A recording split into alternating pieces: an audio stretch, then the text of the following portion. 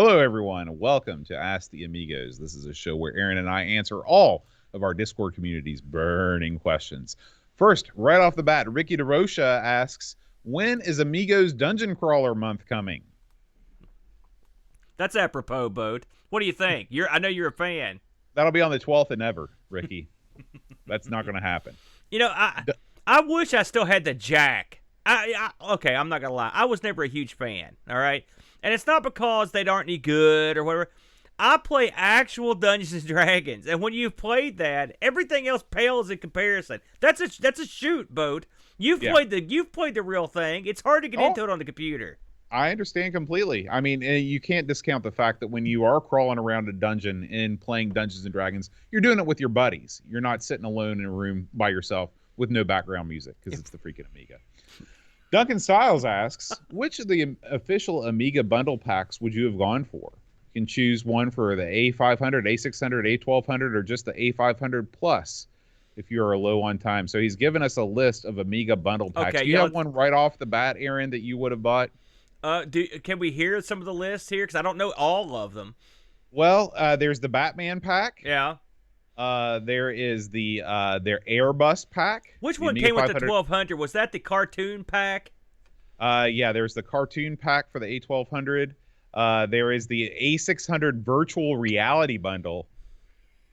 This one came with 3D constructions kit 2 and pushover. Pushover's good, but I'm gonna go with the cartoon pack. Number one, you get an A1200, and number two, I believe that one included did that one include Sleepwalker?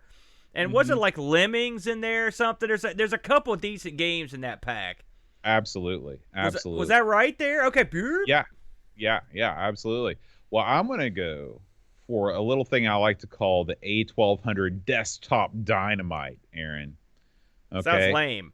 This thing came with the crap Deluxe Paint 4 and Print Manager, Aaron. Yeah. WordWorth 2.0. Yeah. And what's described on this website as a rather dire game called Dennis and Oscar. I've heard of that. Well, Bo, I don't know why. Why did you choose that one? Is it because D-Paint's in there? Because it's Desktop Dynamite. But I've seen your D-Paint skills, and they're the dirt worst, Bo. I need to practice. That's why I need it. Fair enough. There you go. All right. Chris Folds asks, gelato, sorbet, or ice cream? Ice cream, of course. We don't do that other stuff here in the States. Yeah, I will say that the other sorbet we definitely don't do unless you have a heart condition and you need to eat something that's more healthy. Gelato, you have to go to a specialty restaurant to get. There's a place in South Charleston I really like that has gelato. Mm-hmm. But listen, ice cream is the de facto standard around these parts. The only question is hard or soft serve. I think they got gelato at occasionally you get Fazoli's. You could get gelato as well. Yeah, Italian restaurants will have gelato for sure. All right, Dave Velociraptor asks, and this is a good question: flake, sprinkles, or raspberry sauce on your ice cream? I'm assuming. I don't flake. What's that? Like chocolate flake, like shavings. What was the other choice? Or coconut flakes, sprinkles, or raspberry sauce. Can I just get liquid dumped on in a huge okay, ladle? let's change the question. What's your favorite ice cream topping? Chocolate. You like Hershey's syrup? Yeah, I like syrup on there. Yeah. Okay. I really like I've never really had raspberry sauce. Maybe I have. I don't know. But I like sort of a fruity kind of a sauce more than a chocolate sauce. Yeah. But in terms of your regular toppings, I'd go with the old crumbled up Reese cups. Oh, I didn't know that was a choice. Listen, man, anything goes in this question. You can choose another one. You know what's a good thing to do is you ever have I like that kind of pineapple gimmick you can get to put. Oh yeah, that's not bad. Like a banana split. That's like a banana split. That's really the only time I ever have that, and I don't know why, because it tastes good every time I never one. get banana split. I should go out and get me a Father's Day banana split at the show. I might do that. Yeah. R-Typer asks, given that crypto mining is at large, which graphics cards do you guys have in your machines right now? Well, Aaron, you just bought a graphics card. Well, I mean, last year. Yeah, but that's a lot newer than mine. What do you got in yours? I'm going to look and see what I got in mine. I have a 980 Ti. Everyone's got these numbers memorized. Am I the only one that can't remember them? I don't even pay attention to them. I bought it secondhand, Uh-huh. which was funny because our one of our friends berated me and said, you're going to end up with a card that's not going to listen. It's lasted 5 years and it's still going strong, and I got it for like $200. Do I know So, this friend that berated you? yes, you do. Well, who Yes, was you it? do. Just I'm not gonna just name him. Who berated you? If he berated you, why are you protecting his identity? Say it. listen, man. I'm not going to speak ill of the dead. Was it Brent? Someone? Did No. someone that died? It wasn't somebody that died either. Well, I what? just don't like to speak ill of the dead. You dipstick. I got the Radeon RX 580 boat. How's that? Okay. Yeah, that's a fine card. Is it? I don't know. I don't shouldn't know have got a anything about Radeon because they have the streaming. They're not the best for streaming. I got a 980 Ti because at the time, this was when I was going to get way into VR, and that was what people had. At Can the you be time, more so. specific to which time? This was the time. The first time I was going to get way Aren't into you VR. into VR now? I am, sort of. When was the last time you used your VR stuff? The day after I bought it. And how long ago was that? It's been about 4 months. So you boated this one up too, didn't you? I did. That's the I true boat challenge. To use what you buy. If you could, did. I've got it sitting on the couch. Well, that I look makes at it, sense. I'm like, man, it's been a while. It's been a while. it's So good. Good man. I was hoping you'd get that. Very good. Jonah asks, do you think the weather hasn't been good since man has... So, do you think that the weather hasn't been as good since man has landed on the moon? It makes sense. I'll say yes. Probably. Yeah. Paul, a.k.a. Hermsky, asks, what's the one most annoying thing that bugs you about each other? Oh. You'll have to pick one from the Wow, I litany can here. see this is footage that's going to be on the next on Amigos 400, isn't it? Well, listen, this is a cop out answer. I got nothing bad. No, I'm going to give an answer, but then I'm going to give a disclaimer. I hate it when you bury the Amiga. You're an Amigo, you idiot. I keep telling you not to do that, and you bury it for no good reason. You just make up crap. Now, all that said, Boat is the reason that I'm here, and so I've got nothing bad to say about Boat. He's great to work with. He's creative. He's Johnny on the spot. He's great at everything. I'm not good at nothing. I just gotta stagger in. So Boat's great to work with, except he buries too much stuff. People, places, computers. He's a burial machine. You should be an Undertaker, Boat. The thing that makes me angry about you the most is the fact that you are nice to everybody all the time, 100% of the time. Like, I give you so many reasons to like really despise me, and the only times that I've ever really made you mad, I didn't mean to. Like, I'll say something that I think is not bad, and then you'll be upset, and that makes me feel double bad because of all the things I do try to say to make you mad, and it doesn't work. Why would you try to make me mad? I never try and make you mad. I never try and wind you up. That's not in my constitution. You do that every time. So clearly you forgot about Insert Disc 2 from 2 days ago, where your only reason we did that show was for you to try to anger me. So the like, if you saw Aaron about his daily life and the way that he interacts with people, he treats everyone with respect, and he's always kind to everyone. And that makes me mad. You don't. Makes me what's going on here? Did I write you a check? Did you see him? Did you see ARG Presents this morning? I was burying the Brent on there. I'm not kind. I don't respect him. Screw that guy. Screw everybody. All right. Jason Warrens asks an easy follow-up. What's one thing you admire in the other? I wish I had Boat's ability to. I'll give you an example. I don't know if I can even spell it out. We went and saw that wrestling show last month. All right, here we are at wrestling. Boat. He just rolls up with a tripod, mounts his phone on it, and just starts shooting this thing. He didn't ask for permission. He didn't give any craps. And I said, Boat, aren't you afraid you're going to get, like, in trouble? He's like, nope. And he just kept right on. I don't have that. I'm not brazen, or I don't have any, like, I don't have enough, like, I don't have the ability to just go off script like that. Boat does. It gets stuff done. He gets stuff done. And that's the difference between me and Boat. I'm not that good at that sort of thing. I'm always sort of trying to stay in the lines. Here's the thing that I admire about you. Much like Mr. Rob Flacco Hara, you were in it to win it from the beginning. You got to experience everything that was cool about the technology revolution firsthand. Like, you were there when computers were a thing, before they weren't a thing, and then they were a thing, and you were there. So That was your great. very age alone in your experience is something that I admire. That sounds like a burial to me, Boat. What? No. You're just basically saying me and Flack are old. You heard it, Flack. David Z asks, follow up to Jonah's question. Do you think that men really landed on the moon, or was it all staged and in a movie studio? You know, my dad, for the longest time, did not believe that man landed on the moon. In fact, I think he does now, but I'm not 100% sure. I believe we landed on the moon. And the reason I believe... Let me stop right there. I believe we landed on the moon because there are ways that the people that landed on the moon put up little receivers that you could actually test to make sure they're there. And they had to be hand placed. So with lasers, you could determine that people did place things on the moon, okay? And so even if you don't believe it. That much said, to believe anything is to put faith in something that you can't prove. Like, I can't... Well said. Well said. I can't prove that there's a Russia. I've never been to Russia. I just assume there is because that's what I've heard, read, and been taught. You know, so there's a huge gap of information between what I think I know and what is reality. And the moon falls firmly into that category. They said they sent a guy to the moon. I saw them send a guy to the moon. So I'm going to go on the assumption they sent a guy to the moon. But on the same note, I saw some dinosaurs on TV.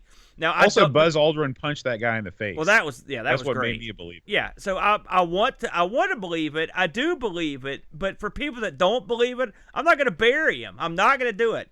Listen, you never know. in terms of if you're going to pick a wacky conspiracy to buy into, please buy into the we didn't land on the moon conspiracy, because that doesn't hurt anybody. Right on. Hey, that was good. You believe we went to the moon, though, right? I do. Yeah. I do believe we went to the moon. Yeah. Dave Velociraptor asks, did they film the faked moon landing on location to make it more believable? Yes. Yes, they did. Do you remember, did you ever see, I think the Bond movie was You Only Live Twice, I think. I could be wrong. But there's a scene in the movie where Bond is getting chased through the desert. And he rumbles into a moon landing set, right? And he steals the moon buggy and uses an escape car, right? Is this one of the Roger Moore Bond movies? No, I think this was a Sean Connery, actually. It was an old one. It was so funny. That's pretty great. That's pretty great. You see him going over these dunes and this stupid thing. But listen, I don't think they faked it, but they could have. It wouldn't. I mean, it could be done. Did they do it? I doubt it. Yeah, I'm with you. Lord Soup says, do you guys think that subscription services that offer a panoply of games for a fee is the way forward of game distribution? Stuff like Xbox Game Pass? Yes, absolutely. I've got Xbox Game Pass, and I'm only now scratching the surface of what is available on it. For $10 a month, it is a tremendous value. Not just because you get some AAA titles on there, but because you'll be exposed to titles that you never would have purchased or even known about. And you've got every reason to try them because you're paying for them, in a manner of speaking.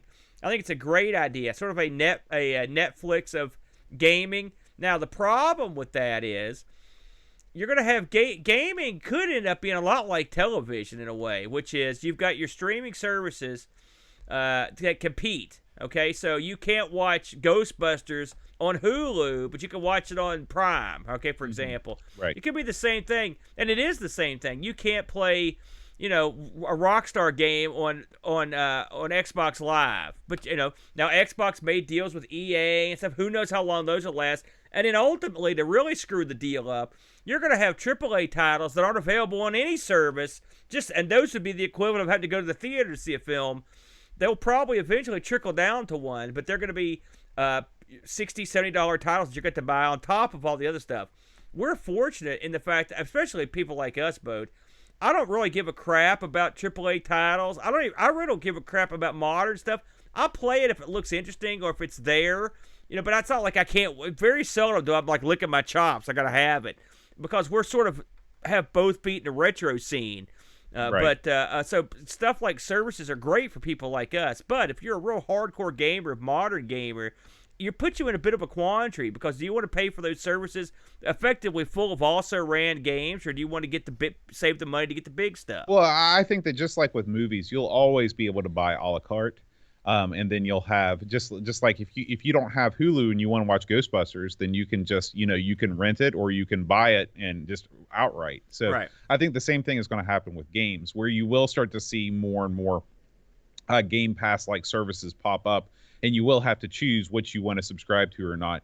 But you'll never be completely locked out. And again, a lot of times it's like, oh man, Ghostbusters isn't on Hulu, but if I pay $5, then I can watch Ghostbusters, and then I can watch whatever other Hulu I want for the rest of the month, and then just cancel at the end of the month. Yeah. So even in those situations, it's still a good idea a lot of the time. Well, Picard brings up a good point in the chat, which is you don't actually own anything. That's true. But here's the thing: that ship has sailed, right? Right. Remember when everybody fought with Microsoft because they were gonna make you be connected to the net, and you weren't any discs or whatever. They lost that battle, but ultimately they won the war because now that's all gone. That's all gone, and you have to. Again, this is another benefit of being a retro gamer. You can own the majority of the games you want and play them in perpetuity until the machine breaks or the media explodes, right?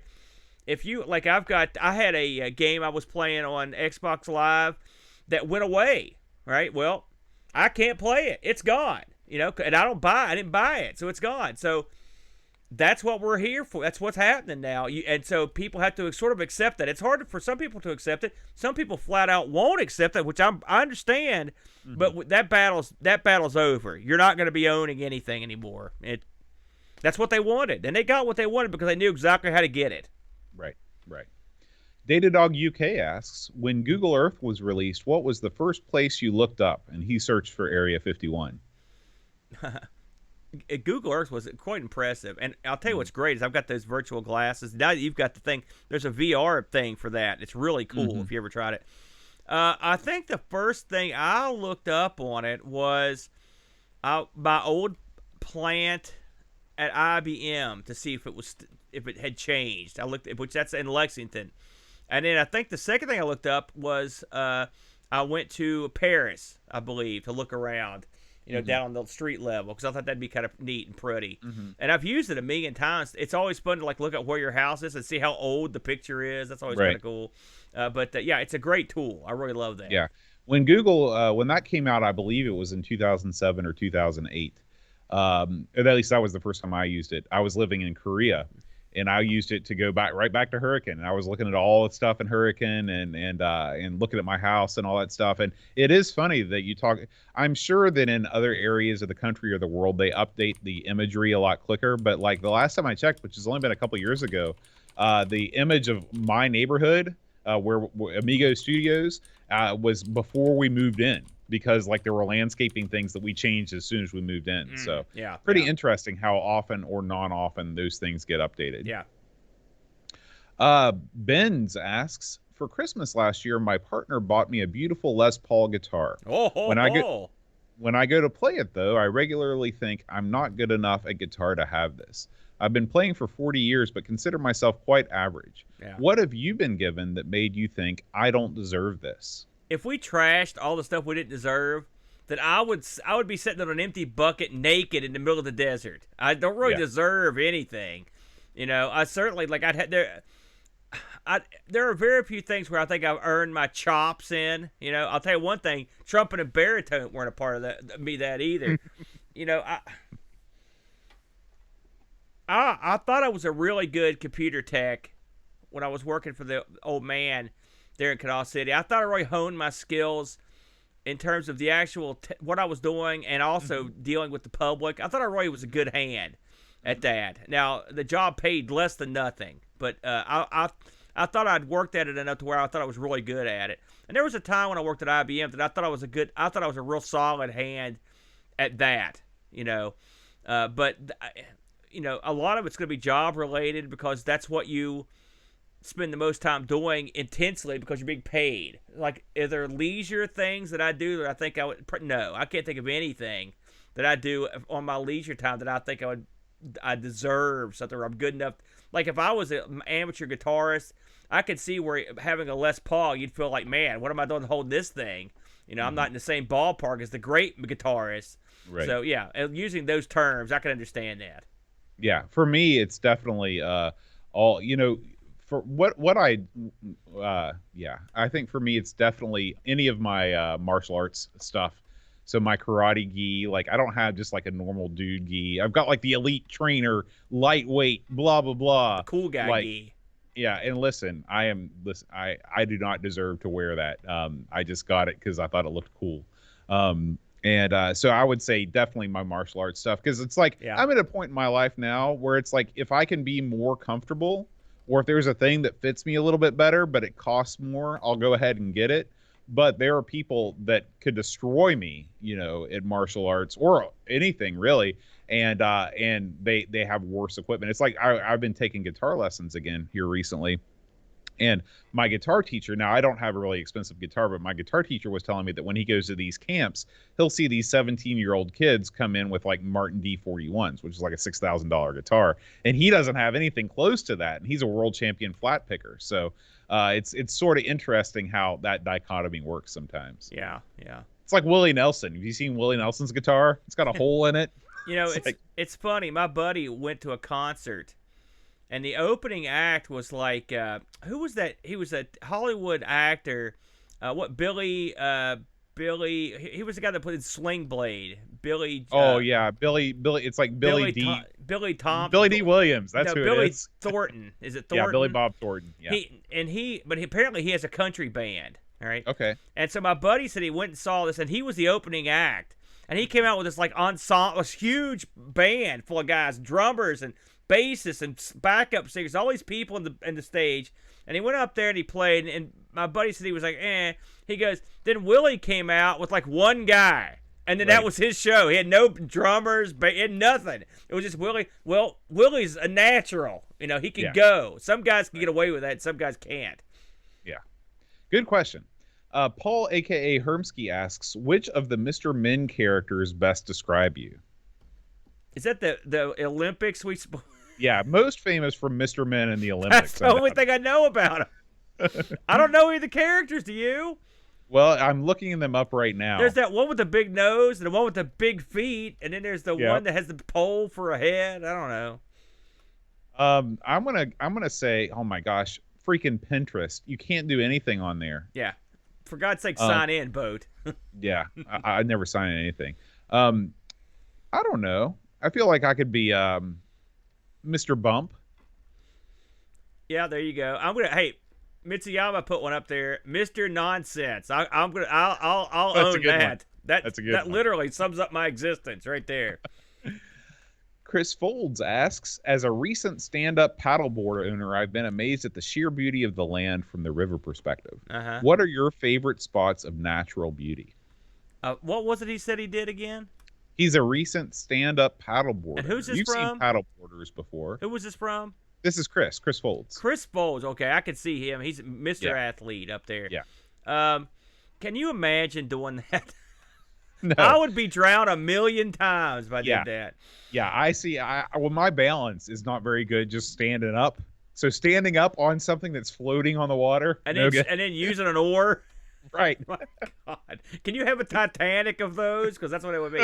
Listen, why don't you go first? What's the scenic wonderment that you enjoy the most? But Well, we're very blessed to live in the great state of West Virginia. Yeah, I mean, we are. We've got scenic wonderment all over us. But my favorite, two of my favorite places are one, and this is sort of a cheesy answer, but I love sitting on my back porch and just looking off into the lawn, the expanse behind me, and seeing the tree line and stuff. I sit out there every single morning, and I can't get enough of it.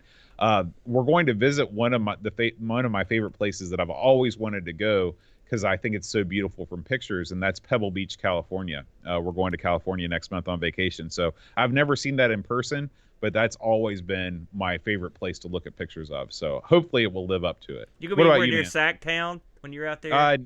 Well, no, we won't be anywhere near. Yeah, because we're not welcome there. I don't think we're welcome in Sacktown no more. Listen, I am a real. As you get older, I think you get a little sappier, you get a little easier to cry. You heard of all this stuff. Sure. Yeah.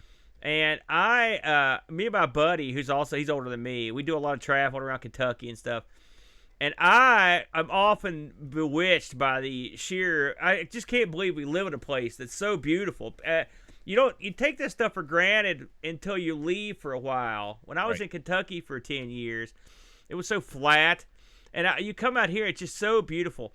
I do love the trip down into Virginia through the huge mountains. I love that. Just take the turnpike down, Yeah, 64. it's just beautiful down there. So there's that. There's a little spot out a trail at a park that's borders the Kentucky River that I went on a hike one time, and there's a spot where you can kind of look it down over the river gap. It's so beautiful there. That's one that comes to mind.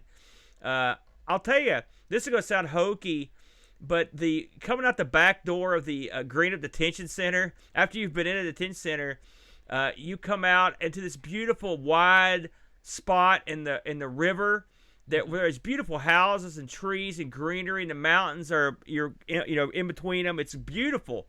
There's a place in Vanceburg, which is not known for its natural wonder, but it actually is beautiful where these rivers converge. I love that. Point Pleasant. Well, a lot of times the natural beauty of these areas is in stark contrast to the poverty of the people that live in the area. So. I told you. Did I tell you? I don't know if I told you this on air.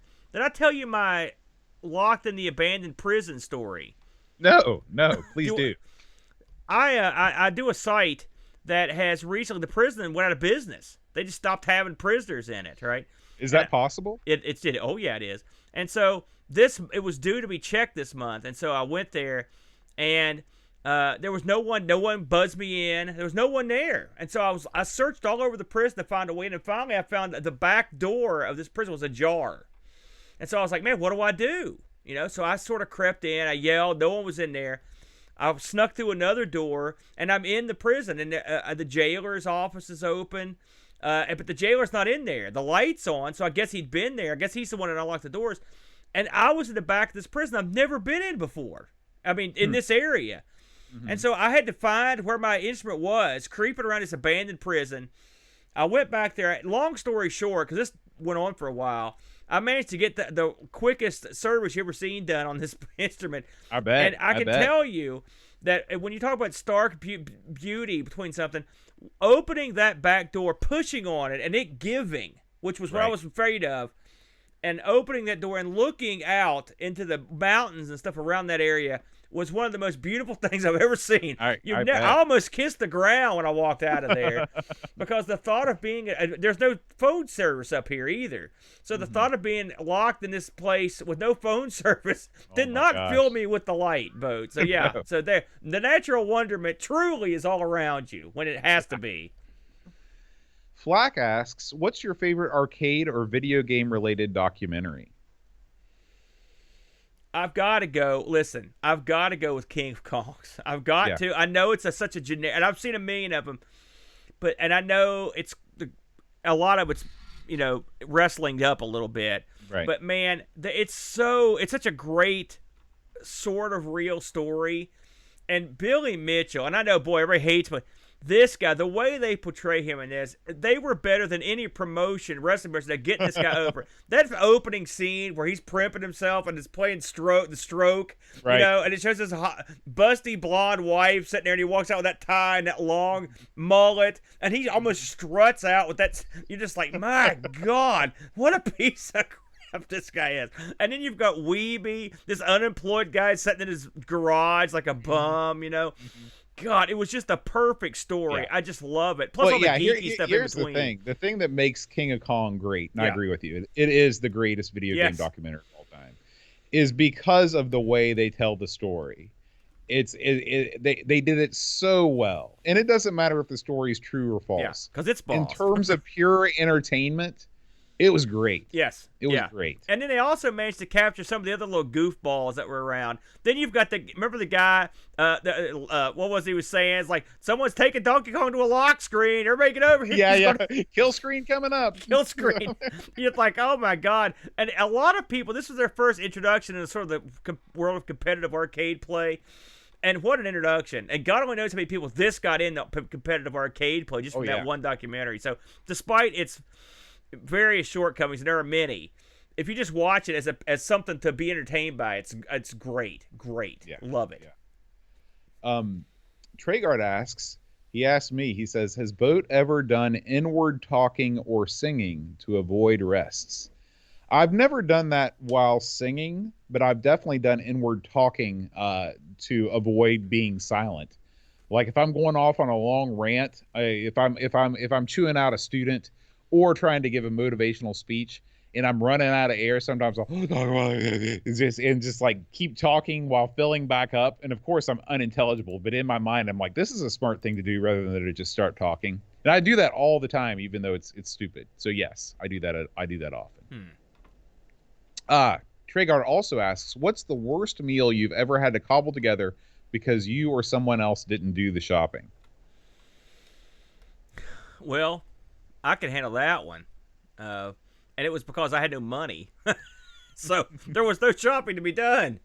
Because my shopping when I lived in Huntington, going to Marshall, was comprised of whatever you could afford that was like getting ready to be thrown out at the local grocery store I walked to. Because I had less than no money at the time. I remember one time, stupidly, someone had given me a bunch of booze. And so I had drank a bunch of booze. And so, the next day, you're ready to put something in your gut. And the only thing I had in the house were some old bread and some packs of ketchup. And I remember making old ketchup sandwiches and having a bunch of those. And I thought to myself, yep. You've hit it.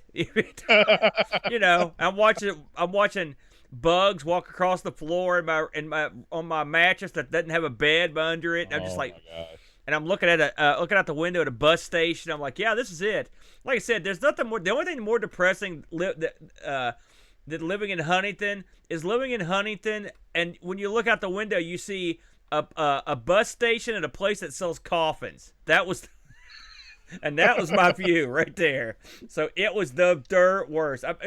Living in that little dump in Huntington, it affected my life forever. Like there are parts of me physically and mentally I've never gotten past it. And it almost seems like another guy. But yeah, I remember having some really bad meals in that little apartment. Yeah, I cannot beat that. So we'll let that answer stand. There you go. Pixels at Dawn asks, what's your favorite time of day? Time of day. Well, a lot of it depends on the day, right? Is it a work day or a not work day? I like, and also it depends like before or after. Like after I've had my son, I like spending time with the son that doesn't involve doing homework. That's great. That's fun. But before I had the son, listen, I'm all about the night. I would stay up all night long because that's the way I was programmed. The old unemployment schedule was great to me for a few months anyway, but I worked nights for a lot, so it was nice. I liked that night. It was cool. It was quieter. No one's gonna be bugging you on the phone.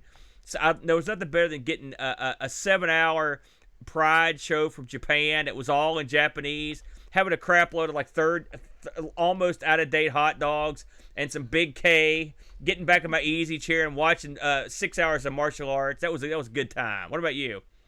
I am the opposite. I am a morning person. Oh, man. My favorite time of the day is probably during the summer. It's at around 5:45 in the morning. I love being out on the back porch, and I've got a book. I've got my coffee. I've got the birds chirping. I've got the sun coming up. It's my favorite. It's not hot. Again, it hasn't heated up yet. It's my favorite time of the day, for sure. So we both hate the actual day. Yeah, the actual day is no good. Wow, what's your Pixels also asks, what's your favorite time of year? Oh man. If I had to pick, like if everything was arbitrary, it was just like I'm picking it, right? I like the end of summer turning to fall. Okay. But the bad side of that is that usually means school starting up, right? Which I always hated school. It's around your birthday time. Well, you can shut up about that. But so I would say that's probably my most and least favorite. I can tell you my least favorite time of the year. The second it starts to freeze, then I hate that. That's no good. I can't wait till that crap's over. My favorite, I've sort of flip-flopped. I think summer is still my favorite season because it's, I didn't have school when I was a kid, and as an adult, I still don't have school. Yeah, so you're it's still a special living time. it. Yeah. Yeah. And so summer is great, but I also really like the fall, but not the beginning of, like, for me, I really start getting tired of the heat probably sooner than most. When we go back to school and it's still 80 or 90 degrees every day, I'm like, come on, what are we doing here? Yeah. But I really like late October, early November, where it's like pants weather, but it's not snow yet. Because you're right, freezing, and ice, and junk on the road ruins everything. That's no good. Yeah. I don't ever want ice. I don't ever want freezing. I don't mind the heat. As long as it's not ice cold, I'm okay with it. Yeah. Batman asks, what are your favorite VIC-20 games? Well, I will admit that I'm limited exposure to Vic. But I would probably say I think the Vic got an excellent Port of Gorf boat. Also, that Sword of Fargle is also very good. We covered that on ARG. So those are the two that come to my mind. Listen, I love Gorf. I must be the only guy. They were killing it on Pixel Guide and a couple months ago, but I love that game. And the arcade, I thought it was a lot of fun. And the fact that you get a good, competent port of that on the Vic, it's something to be proud of. I've never played a VIC-20 ever. I've never emulated a VIC-20. So I'm sorry, Batman. I don't know. Yeah. I got to fix that. I'll get on a bat. Listen, you don't want to piss off Batman. No. That's a big mistake. Heck no. Paul, a.k.a. Hermsky, asks, you've been transported back in time to a year of your choice. You're given a huge budget and one of the best teams in history to do as you please with. Oh, man. You've been asked to produce the next huge hit game across all platforms. What's your plan? What would be the ideal game you would want under your belt that would hold the test of times today? Easy. Rise of the Robots. Just roll. I'll let you go first on that one, Bode. I want to just be transported back, say, a year ago, okay? Because I'm not going to go that far back in time. I would love to see a space game that crosses the trading and the exploration parts of Elite with a sort of linear plot, kind of like a Skyrim type game. So it's like, here's a plot if you want it. We filled the universe with tons of NPCs that you can talk to. You can join guilds and all that crap if you want to. But if you don't want to pay attention to any of that stuff, you can just fly around and do cool stuff. And oh yeah, by the way, it's also multiplayer. So it's like you're seeing real people and you're seeing NPCs. You can choose how you want to interact. You can choose what you want to do. You can be a smuggler. You can be a miner. You can land on planets. What I'm basically wanting is what No Man's Sky promised but didn't deliver. I would deliver on that. You're describing the dream of many men. Right. And I saw Robin just mentioned Freelancer, which is one. Listen, that's what you described is. I mean, I don't blame you. As you went through that beautiful, I was thinking to myself, that is very exactly what we all wanted. Yeah. We wanted something that had space combat. I want to explore planets like Star Trek. I want, and No Man's Sky. That's sort of. I had a feeling because they were promising an awful lot. And to their credit, they worked on that game a lot after it came out, and they added a lot of the features that they promised. Yeah. Oh, thank you, Soup, and thank you, Jim. But I can't argue with you. I'll be honest with you. If I had a team and unlimited funds, and you could roll back to where that project kicked off, like maybe a little bit earlier, because we've heard about that sort of thing. And what's that thing the Wing Commander guy's been working on for 1,000,000 years? That's another one. Star Citizen. That's right. Star Citizen. Here's another one that you had all this promise, but I mean, how long is this thing going to be in? And they got sidetracked by everything. Here's part of a game. Here's merch for a game. Here's a place to pre-sign up for the game. They did everything they could get money, except for the fact of making the game. Now are they never going to come out with it? Maybe they're going to come out with something that's going to be awesome. Too long. If you hold on for too long, then people give up. It's the Duke Nukem Forever effect. People are just like, it comes out, you're a laughing stock. So yeah. I'm going to go. You talked me into that. I was going to go a different direction, but I agree with you. That's a darn good idea. If I had a team and unlimited money, I'd do that too. Well, thank you.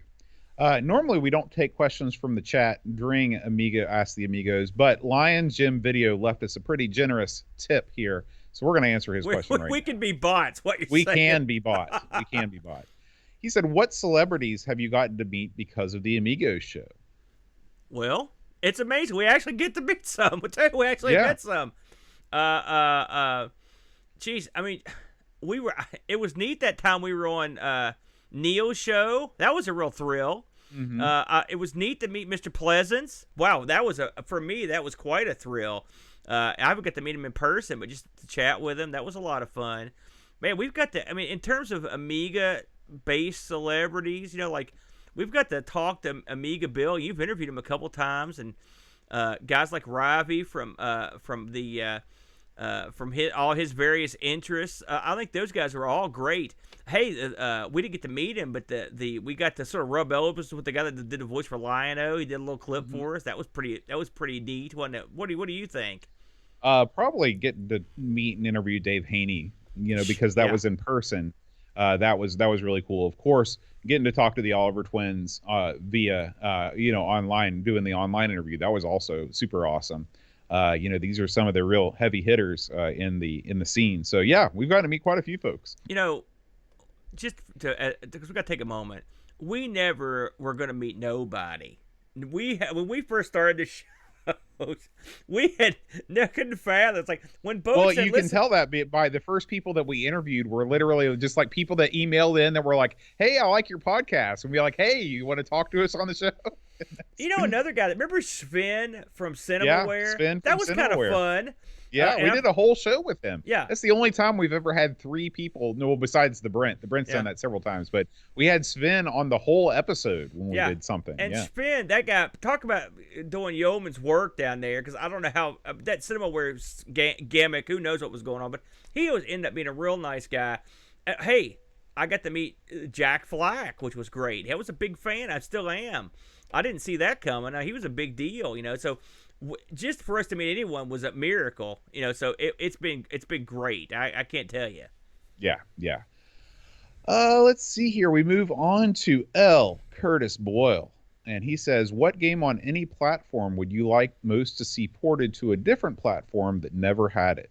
Console or home computer?" That's easy for me. And it's the game that got me off the system, which would be X-Wing. How that never got an Amiga port, that hurt me. And that was the one that made me jump ship. For my buddy, it was Magic Carpet. Would have been his answer. That was the one that made him jump ship. But there's games you want that don't appear, and that's when you know it's time to go, man. And that's the one that instantly jumps into my mind. For me, once I saw, really, I guess it was Super Mario Brothers. Once I saw Super Mario Brothers, I still played the Atari computer, but I realized that we were living in a new era, and the Atari was not going to get Super Mario Brothers. I mean, by that point, the Atari was already out of date with itself. Yeah, with being an 8-bit computer, and so I would have loved. And that's why I bought Mario Brothers, because my young self thought, "Hey, Mario Brothers, this is Super Mario Brothers for the no." And so, but yeah, that's it for me for sure. That was sort of the watershed moment when I realized that the world was moving on. When you see that version that they did of Mario for the C64, right? I think you've seen that. I know Flack played it on stream. Oh yeah. Do you think that could have been done on the Atari? They've tried it before. If you look on Atari Age, there's kind of a work in progress, but I honestly don't think that they'd have to make a lot more compromises for sure. I mean, the C64, the architecture in the C64 is like 5 years newer than I know that, but the Atari can overachieve sometimes. Yeah, I think that anything's possible. Yeah. We've seen things that shouldn't be possible, but I think that it would be a much more monumental undertaking to do it, and it wouldn't look nearly as close to the original as the C64 version looks, which really, I mean, it really looks great. Until I saw what they'd done recently with the Amstrad, at this point, nothing would surprise me on any machine. The Amstrad, the recent activity on there has been just unbelievable, unfathomable, and the C64 too. But the C64 had a rep for being that kind of machine that was pretty versatile. But no one really, the Amstrad or the Atari, you didn't hear that kind of thing with those. I mean, they had certain limitations, and nothing would surprise me after seeing Pinball Dreams, for example, on the Amstrad. That was a game changer for me mentally. Jason Warrens asks, what do you feel is the best gaming character that epitomizes you? What do you think on that one? That's tricky. I don't often associate myself with game characters. I guess I don't play that many character-driven games. I mean, like, do I associate myself with like the dude from Domino Man? Maybe. Um, Mr. Dude. I think I would be Wario. I think that'd be about right. Well, I mean, like, I guess probably out of the Mario universe, I would definitely be Luigi. I would be sort of like cowardly and like Luigi and Luigi's Mansion, just sort of like shaking, running around, cowing. There you go. But yeah, we'll go with Luigi. TMX Discord asks, if you had an intern for the summer, what personal projects that you have not gotten around to would you assign to this person? Would they be show related or just life related? Because I'd There like is to no, mow my there is yard. no. You can answer this however you like. You know, for show related stuff, I would like to. I've got all kinds of footage that we've shot over the years. You know, raw stuff that it's just of various computers. I would love to accumulate that together just in case we ever need it. You know, or some of the cutout stuff that we didn't use. That would be handy. But it's spread over so many different machines that, and it would take so much space. I've never bothered to fool with it. For show related stuff, I would love to have an intern go back and fix all of our metadata on the podcast, and do make sure that our descriptions and everything, especially for the early podcasts, are up to snuff. But the biggest thing it would be to archive all of our audio and video shows on the Internet Archive, because that way you know that if YouTube ever goes down or anything like that, people can still find that stuff. I've tried to do a couple things. The network always gives out. I don't know if I need to download like a special uploader app or whatever, but I've had problems and they haven't been my internet problems. And it's just it's a very time consuming thing to upload stuff to the Internet Archive, but I do think it would be worth doing for sure. I find it hard to believe that anyone would ever want to go back and hear any of our shows. I know that's baffling. The fact that I could be on the Internet Archive, I find slightly amusing. Something else I think we could get the intern to do is, and you started turning me on to this, was like adding chapters to all of our stuff. That would be everything in our back catalog. That shouldn't take that too would be long. great. Yeah. That would be great. So if you're interested in becoming an Amigos intern, please send me a message on Discord. Oh, yeah. Yeah. Jobs available. You'll get plenty of flooded with those. Mitsuyama asks, what's something you don't know? Well, let's try this again. What's something you know happened, but you still can't quite believe actually happened? Easy. I can name that instantly. I can't believe suckers got into our Capitol building and ran roughshod. That is the most powerful country on earth can't protect its own house. Ludicrous. Yeah. I can't get over it. I didn't think about that, but that is crazy. What is more crazy than that? Yeah. I guess I was thinking more about my own life. Sometimes I look back at my life and I think I got a hankering in my head to call up the Ministry of Education in South Korea and ask them for a job. And then I got on a plane and I went to South Korea, and I lived in South Korea for 2 years without knowing any of the language or ever being out of the country before in my life. Yeah. That still boggles my mind. It's very admirable, Boat. That's a little spark that I don't have. I admire that greatly. Dave Velociraptor asks the eternal question: who would win in a fight between Boat, Aaron, and the Brent? 3 men enter, 1 man leaves. Me. That's who would win. I would win. Yes, you would win. Because I have no regard for my own physical well-being. Well, you've also got big guy strength. I mean, I've seen you hoist like mattresses and stuff up and down stairs that would kill lesser men. So. You know, in all honesty, Boat, being real, first of all, it wouldn't be Brent. Because he's a bitch. I tell, because we would just clothesline him and take care of him. But I mean, you're a practicing martial artist, and I am a practicing guy who watches martial arts on TV. All right, so in a legitimate combat, I would get blown up pretty quick. So it would have to be a quick fight where I could get hold of you, sort of mush you, and then sort of beat the crap out of you until you die. I mean, you'd basically just use your size to your advantage. Well, no, if you just took several steps back, and I would run out of gas, and then you could just pound me into the ground. I would just lay there while you kicked me. So there would be closer toss up. And Brent is sort of somewhere in the middle, I would say. I mean, Brent's never practiced martial arts really, but I mean a little bit, but not much.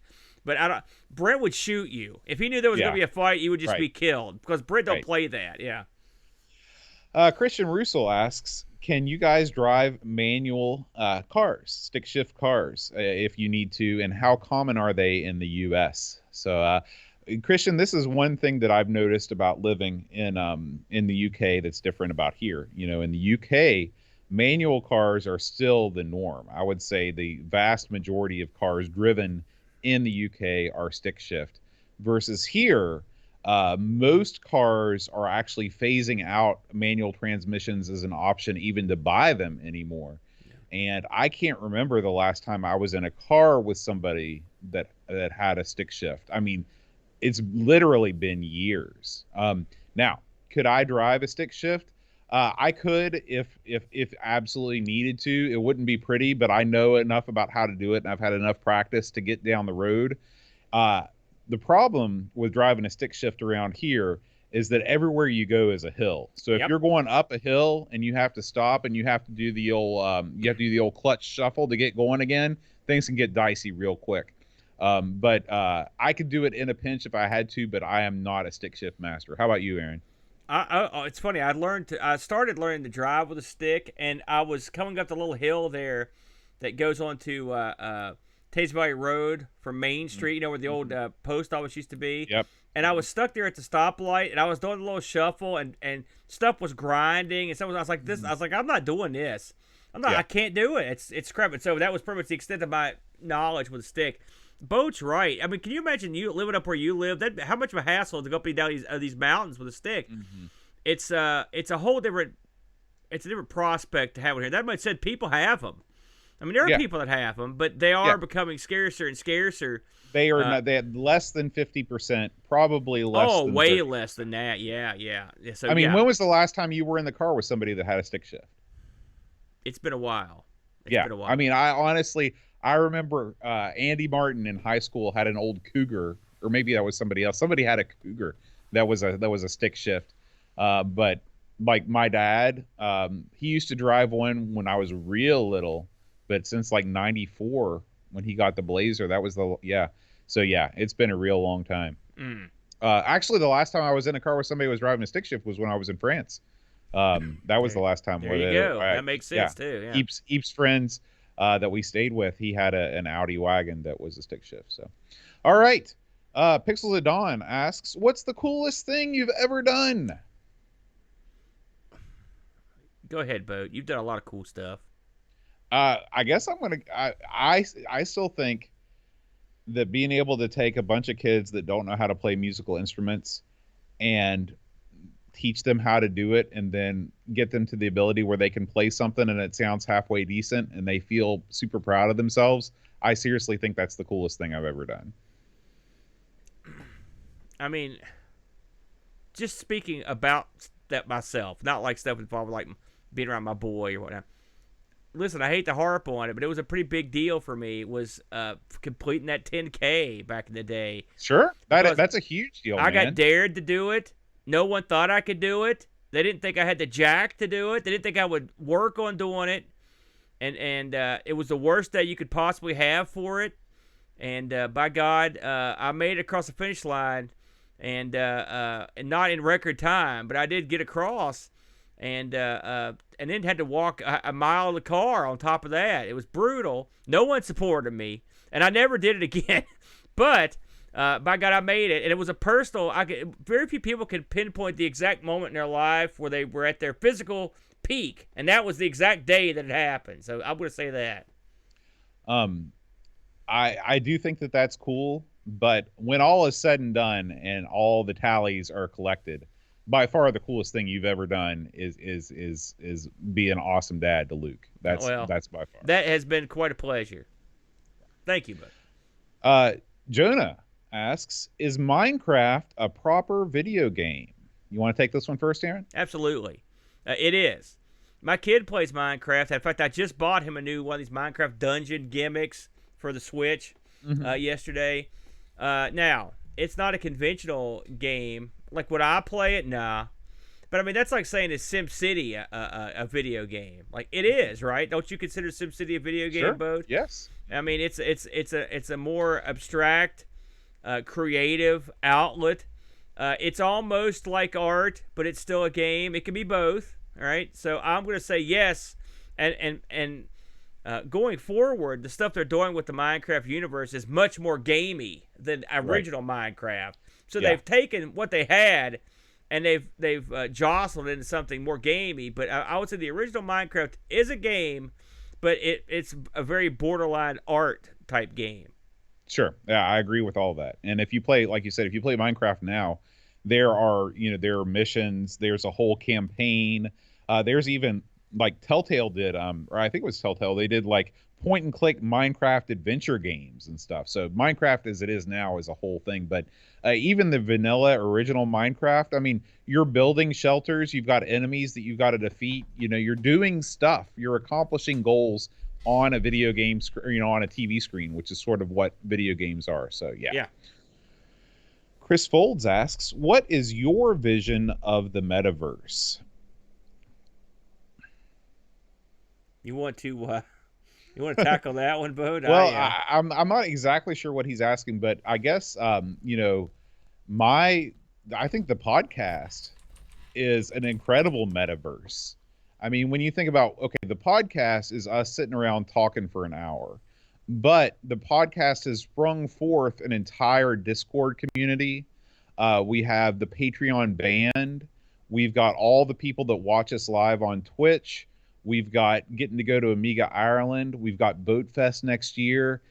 So the podcast is the metaverse. That is my version of the metaverse for sure. While you were talking, I looked up what metaverse meant. And I read the definition of metaverse, and I still don't know what it is. So I'm just going to agree. I'm going to agree with Bode. Yeah, I don't know. I don't know how to answer that question. I'm too dumb. Flack asks, "What video game system could you completely erase from history without guilt?" Well, there's a couple in there, isn't there? Video game system. So we're talking non-computer stuff. Right. So. Do you have anything that springs to mind? I know you're a big Jag guy. Yeah. But I honestly believe that the Jag could be wiped from history and no one would be the worse off. Yeah. It's not that I hate the Jag. I mean, it brought nothing really particularly compelling to the table. It didn't set the stage for anything that came after it. Yeah. It just kind of came and then it was gone. I would go with, it's funny because I'm going to pick on Atari too. I'm just debating on whether it would be the 7800 or the 5200 because they were both effectively, I mean, the 5200 was pointless because it was just a computer. So you're not losing anything. It's not like they made a ton of great games. I'm going to go with that because at least the 7800 had exclusive titles. You know what I'm saying? The 5200 really didn't have anything. Plus, it had an unusable joystick. It was huge. It had a weird hookup to your television that ran power through it. That console blows, so I'm going to pick that one. Yeah. Here's a great question. David Z asks, "What are your top 3 hard liquor favorites?" Well, I mean, bourbon's number one. Are we talking about actual labels or just the type of booze? Let's just go with the type. Okay. So I'm going to go with, bourbon would be number one. What's your number one? My number one is Islay Scotch, the really peaty, mossy, dirty tasting one. Tastes like a Slim Jim. That is a tough one. I would not put that in my top 3. Porky list up there for you? I'm trying to decide. No, I'm trying to decide. I'm just in my mind. I'm trying to determine what qualifies as a hard liquor. That's anything that's not wine beer, or beer, right? Yeah. So I would put. I really like.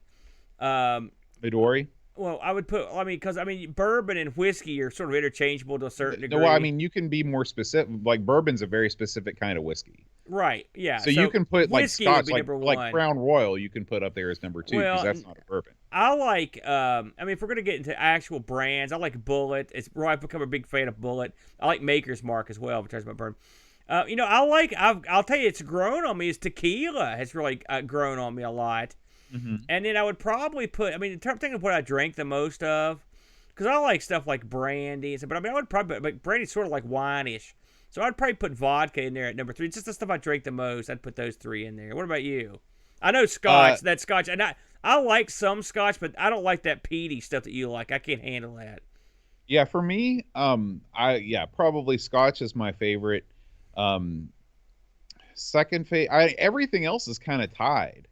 Like I don't really enjoy drinking like tequila straight, except during Cocoa Talk. Um, the same thing with vodka. Like I don't sit there. I don't enjoy drinking vodka straight. And whenever you mix something with something else, it's sort of like, well, I'm drinking this because it tastes good with this other thing that really tastes good on its own. What's your So opinion I guess of Jägermeister, Bo? Do you like that sort of thing? no. To me, that Or falls into the same category as Goldschlager, stuff like that? no. I mean, like to me, Jägermeister and Gorky List are pretty similar. I mean, they have that same sort of like medicinal taste. Um, probably like gin and tonic is probably my number 2, but I've got to have the tonic. I just don't like to drink gin straight. And probably number 3 is a good margarita. Spiced rum needs to be mentioned. This is something I used to, and rum in general. I couldn't stand spiced rum, but something happened, and now like I love Kraken, for example, which is really tasty, sort of spiced rum. So I may replace vodka with spiced rum. I really, who thunk it? Because I couldn't stand it. Tequila and spiced rum I hated, but my taste changed as I got older, and I kind of dig them. So I'm gonna go with those. Cool. I had a bad experience with rum when I was in college, and I still haven't quite gotten over it yet. I can still drink it a little bit, but it's not my favorite. Jason Warrens asks, what video game are you most proud of completing? Is yours the Addams Family? No. Although I am proud to complete it. For me, it's Final Fantasy 1. When I beat Final Fantasy 1, I got the camcorder out, I taped it. My buddy Logan was over here. We did a little dance. It was fantastic. What about you? I always go back to it. I almost said Super Mario World. That was a really fun game. It took me a long time to beat it, But I was sad when it ended in a lot of ways, but it ended so well. I really liked beating Wings back in that. I thought it was a fun game, and that's when I went all the way through just because it was so great. Just loved that game. So I'm gonna go with that one. I don't think that genre was ever matched or topped in terms of the way it made you feel about what was going on in real life. So I'm gonna go with that one. Love me some Wings. That's a good choice. Yeah. Flack asks, what's the furthest you have driven in a single day? I drive a lot. I have driven from Hurricane to Houston in a day. You did it by yourself? I mean, you were the only person driving? I did the driving, the whole way. Now, I will say I didn't drive it straight back. I felt pretty good, man. But I mean, and we had learned, I had ridden from Hurricane to Dallas a couple years before, and I had learned the perils of Arkansas and the upper part of Texas, which it's nothing happening, nothing to look at, dark. And so we had taken a slightly different route to get down there that was a little more interesting. And then on the way back, we came up through like Alabama and Louisiana. We completely bypassed Arkansas on the way back just to avoid it. That's how bad Arkansas. It's not like Arkansas is bad. It was just blank, right. Dark, nothing happened, nowhere to get off the road. So, but I think that's as far as I've driven was to Houston. Yeah, for me, driving to Boston is the furthest I've driven, which is about 13 hours. Yeah. And that's enough. I don't want to drive any more than that. Yeah. Well, I don't know, because I did drive to New Orleans in one day. I can't remember exactly if that was 13 or 15 to New Orleans, but it was somewhere that was also up there. But I'm past the point in my life where I like to do those sorts of things.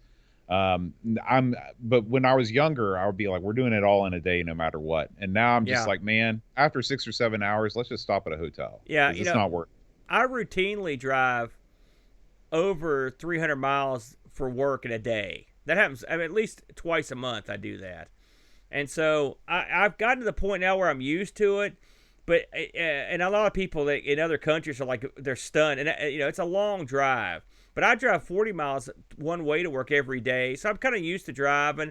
If anything under, say, 400 miles, I'm pretty good to go with. But once you get over that 500-mile mark or something, then it starts to get a little dicey. That's a long drive, and if you're that Houston drive was a once in a lifetime type of thing. You know, you wouldn't want to do that again if you didn't have to. Yeah, yeah. Lord Soup asks, I used to have big trouble docking on Elite as a kid and teen. Then I cracked it, and now I can't imagine why I ever struggled. Do you guys have something in a game that you once struggled with that you can't really see why now? Absolutely. The game comes to mind instantly is Dragster, where it's a Hmm. game where you pick up the joystick and you just instantly fail over and over without any reason as to figure out why. And once you figure out how it works, you got it. And then you can, and it's amazing how quickly you can become competitive at it. But I mean, that's one of those games where I would pick up the joystick and just be like, "What's going on? Is it broke? I don't know what's going on with it." So that's the one that comes to mind. What about you? I think that in general, I'm better at platforming games now than I was when I was a kid because I've played so many more, and I can kind of see through the tricks a little bit better to see, what I need to do. There isn't a specific example, but sometimes during TeamSpeak regulars, I'll fire up the NES and just play a random platformer. And I can tell there are certain parts where if I was a kid, I would just give up. Of course, save states also helps a ton with that. Yeah, no You know, kidding. if you can save state and you can practice something. So really, I don't know if I've gotten any better or just the games have, have allowed themselves for me to become better because of stuff like save states. I agree. Lord Soup asks, you find a space shark dinosaur alien that wants to be cooler. Do you mount lasers or rocket boosters to it? You know, there's a Ninja Sex Party song called "Dinosaur Laser Fight." Hmm. An old fashioned dinosaur laser fight is one of the lines in it. So you can't go wrong with the lasers, boat. So I would go ahead and mount the lasers. Yeah. Well, here's the thing. We talked about this at some point in the past. Uh, This? Remember, we had a laser show discussion. We were Oh talking about yeah, the regatta, yeah, yeah, yeah. like we often do on our computer podcasts. And we talked about how lasers had kind of lost their cool because everybody's got lasers now. Versus rocket boosters, you still don't see people bebopping around town with rocket boosters. That's So true. I think I'm going to go the other way on that one. I understand. I understand. And finally, our last question of this month's edition of Ask the Amigos comes from Duncan Styles. He says, which old 2D title would you like to see reimagined as a 3D open world game? Open world. Mm-hmm. Gosh, that's an interesting question, but not easy. Does anything spring to mind? I'm sure at one point you would have said Super Mario until that was done. That was stunningly. It's really hard for me to think about any games that I'd want to play in 3D that I really enjoy in 2D because I know that the transition would probably not be smooth. And when you introduce open world stuff into it, I don't know. Another great example is like the Simpsons arcade game. Like I'm sure people thought about what if we made this a whole world, and that's what those hit and run games are, Yeah, So, yeah. A couple ideas spring to mind. All right. I would like to see an old car game, maybe something like a Spy Hunter, okay, in a free roaming open world. That might be kind of fun.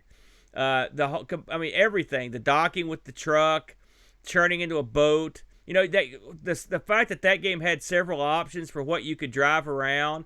That might make it more fun to be an open world game because you could have more expansive waters, for example. You could have more places to drive. You could have different types of. You could even do missions and stuff. I know they tried something like that on the PlayStation. It was a disaster. It wasn't exactly what have in mind, but I think that would be kind of fun.